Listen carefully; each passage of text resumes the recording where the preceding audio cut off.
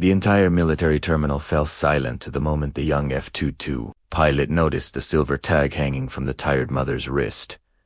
A second later, his eyes widened. Then he snapped to attention. One by one, every fighter pilot in the room followed. Passengers froze. Conversations died. Even the businessman who had spent the entire flight pretending she didn't exist slowly lowered his phone. Nobody understood what was happening.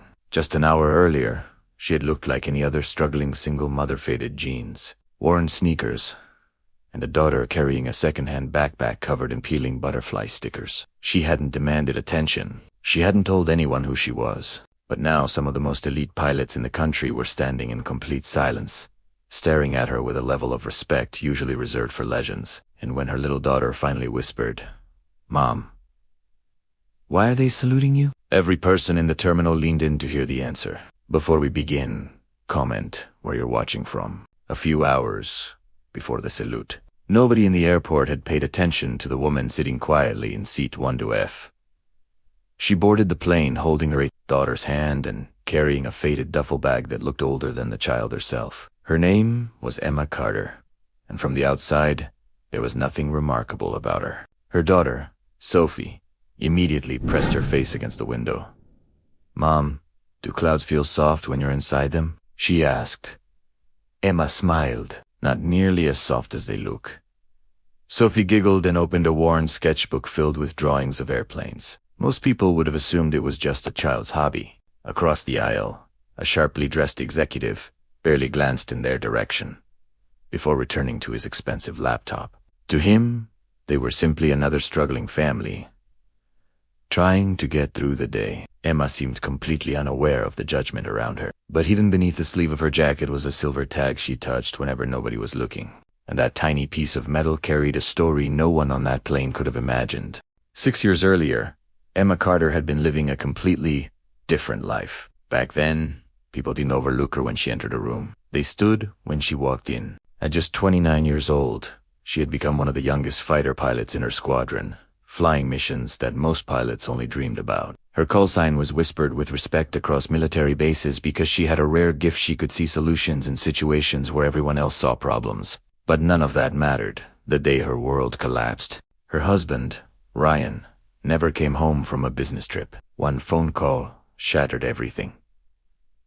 The funeral came. The bills followed. Then came the long nights filled with grief, and a little girl asking questions no mother was prepared to answer. Slowly, Emma stepped away from the skies she loved. The medals went into boxers. The flight suit disappeared into a closet. And the woman who once flew above the clouds began working long hours fixing industrial cooling systems just to keep food on the table. Most people saw a struggling single mother. Nobody saw the warrior she used to be. But that hidden chapter of her life was about to resurface in a way she never expected. As the plane climbed higher, Emma settled into the familiar silence she had learned to live with. Not the silence of peace, the silence of being invisible. Across the aisle, the businessman had already resumed his loud phone calls. His voice carried through the cabin as he discussed contracts worth millions of dollars, making sure everyone nearby could hear just how important he was. Meanwhile, Sophie sat quietly sketching airplanes in her notebook. Every few minutes she would excitedly show her mother a new drawing. "They're getting better," Emma said. "You always say that." Because it's true. A few nearby passengers smiled politely, but Emma noticed the looks they exchanged afterward. The kind of looks that quietly judged without saying a word. Then Sophie pointed toward a picture she had drawn. "When I grow up, I want to fly just like you did." The businessman overheard. A faint smirk appeared on his face. "You were a pilot?" he asked, clearly expecting a simple answer. Emma nodded once. "Something like that?" The man chuckled and returned to his laptop. But Sophie frowned. For the first time, Emma could tell her daughter had noticed the disrespect. And before she could comfort her, something unusual echoed through the aircraft, a sound only Emma seemed to hear. At first, it was barely noticeable. A slight vibration, a tiny change in the engine's rhythm. Most passengers continued watching movies, scrolling through phones, or chatting without a care in the world. But Emma's eyes slowly shifted toward the window. She had spent years around aircraft, years listening to engines speak their own language. And something wasn't right. This strange sound came again, for less than a second. Then it disappeared. Sophie's smile faded as she noticed her mother's expression. "Mom!" Emma forced a reassuring smile. "It's probably nothing but..." Deep down, she wasn't convinced. 30 seconds later, the seatbelt sign flashed on. The cheerful cabin atmosphere vanished instantly. A tense voice came over the intercom. "Ladies and gentlemen, this is your captain speaking. As a precaution, we will be diverting to a nearby military airfield due to a technical indication. There is no immediate danger, but we ask everyone to remain seated." The cabin erupted with nervous whispers.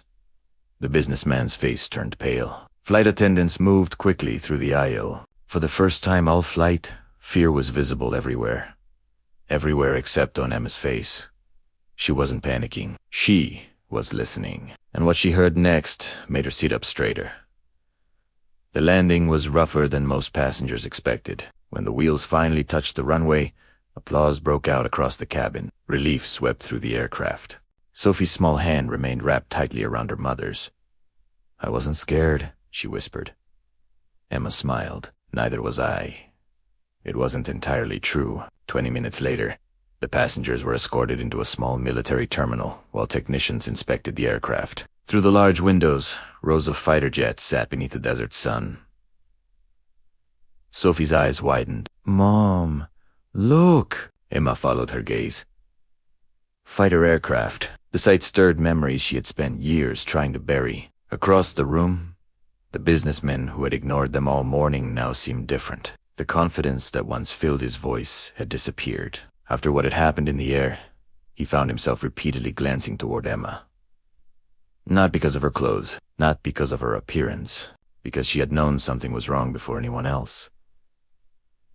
Then the terminal doors opened. 3 fighter pilots walked inside wearing flight suits. They were laughing about something until one of them suddenly stopped. His eyes locked onto the silver tag hanging from Emma's wrist. The smile vanished from his face.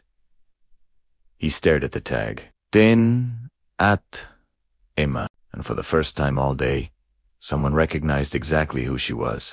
The young pilot approached slowly, as if he wasn't completely sure of what he was seeing. "Ma'am," he said respectfully, "can I ask you something?" Emma looked up. The pilot pointed toward the silver tag on her wrist. "Where did you get that call sign?" The terminal suddenly felt quieter. Emma glanced at the worn metal tag before answering. "It belongs to me." The pilot's expression changed instantly. For several seconds, he simply stared. Then he turned toward the other pilots. "Guys, I think this is her." The 2 pilots rushed over. "What? No way. You're kidding." Emma already knew where this was going. She had spent years avoiding conversations like this. One of the pilots swallowed hard. "Are you Phantom One?" Sophie's pencil stopped moving. The businessman lowered his phone. Nearby passengers began listening. Emma hesitated before finally nodding. The reaction was immediate. Every pilot stood straighter. One even laughed in disbelief. "You wrote the Phantom Combat Framework," he said. "We still train with it every year." Sophie's eyes widened. "Wait, they study things you created." Before Emma could answer, a senior crew chief entered the terminal. The moment he saw her face, he froze, and what happened next left the entire terminal speechless. The crew chief stopped so suddenly that everyone turned to look. For a moment, he simply stared at Emma. Then his eyes filled with recognition. "Commander Carter?" he asked quietly. Emma hadn't heard that title in years. The terminal fell silent. The crew chief took 2 steps forward and shook his head in disbelief. "I maintained your aircraft," he said. "You taught half the pilots on this base without ever meeting them." The word spread through the room like electricity. More pilots began gathering. Some whispered to each other. Others stared at Emma as if they had just met someone from a history book. Sophie's eyes moved from face to face, trying to understand why everyone suddenly looked at her mother differently. Then one of the pilots smiled and crouched beside her. "You know your mom is a legend, right?" Sophie blinked. "A legend?" The pilot nodded. "We still study the flight strategies she created. Some of them are used all over the country." Sophie's mouth slowly fell open. Before she could respond, the squadron commander arrived. After hearing who was standing in the terminal, she walked directly toward Emma. Without hesitation, she came to attention and raised a perfect salute. One by one, every pilot followed. The businessman stood frozen. The passengers stared in shock. And for the first time in years, Emma wasn't being seen as a struggling single mother. She was being recognized for who she had always been, a hero. But the biggest surprise of the day was still waiting outside on the flight line. A few minutes later, Sophie found herself standing beneath a fighter jet for the very first time. The aircraft looked impossibly large. Its shadow stretched across the tarmac like a giant wing protecting everyone beneath it. "Wow," she whispered. Emma smiled as she watched her daughter circle the jet in amazement. Years ago, she had climbed into cockpits like this almost every day. Now, she was seeing them through Sophie's eyes for the first time. And somehow, that felt even more special. Nearby, pilots and engineers gathered around Emma, asking questions about flight tactics, training systems, and techniques she had developed years earlier. To Sophie's surprise, they listened to every word her mother said. Not because they had to, because they genuinely respected her. Then the squadron commander approached carrying a folder. "We've spent 3 years trying to solve a problem in one of our training programs," she explained. "And everyone keeps pointing back to the person who designed the original system." Emma looked confused. The commander smiled. "That person is you." For a moment, Emma was speechless. The woman who had spent years fixing machinery and struggling to pay bills was suddenly being asked to help shape the future of military aviation. Even the businessman from the flight approached. His arrogance was gone. "I judged you completely wrong," he admitted. "I've never been happier to be mistaken." Emma accepted the apology with a simple nod. But as she watched Sophie standing beside the fighter jet, she realized something even more important. Maybe this unexpected landing wasn't an interruption. Maybe it was a second chance. And 6 months later, that second chance would change everything. 6 months later, Emma stood at the front of a military briefing room. The project she had been invited to help with was finally complete. Pilots, engineers, and commanders filled the room as she presented the final solution. When she finished, silence followed. Then everyone stood. The applause started slowly before growing louder and louder. For a moment, Emma couldn't move. Not because she was overwhelmed by the recognition, because she realized how close she had come to believing that chapter of her life was over forever. After the meeting, she drove home beneath the golden sunset. The silver call sign tag rested against her wrist, warm from years of being carried through victories, heartbreak, and second chances. When she opened the apartment door, Sophie came running. Ma! Emma barely had time to set down her bag before her daughter wrapped her arms around her. "Guess what?" Sophie shouted. "What?" "I got the highest score in science class." Emma laughed. "That's my girl." That night, they sat together at the kitchen table eating tacos and talking about airplanes, dreams, and all the places Sophie wanted to see someday. The apartment wasn't luxurious. Their lives weren't perfect, but something had changed. For years, Emma thought she had lost the most important part of herself when she left the skies behind. She was wrong. It had never disappeared.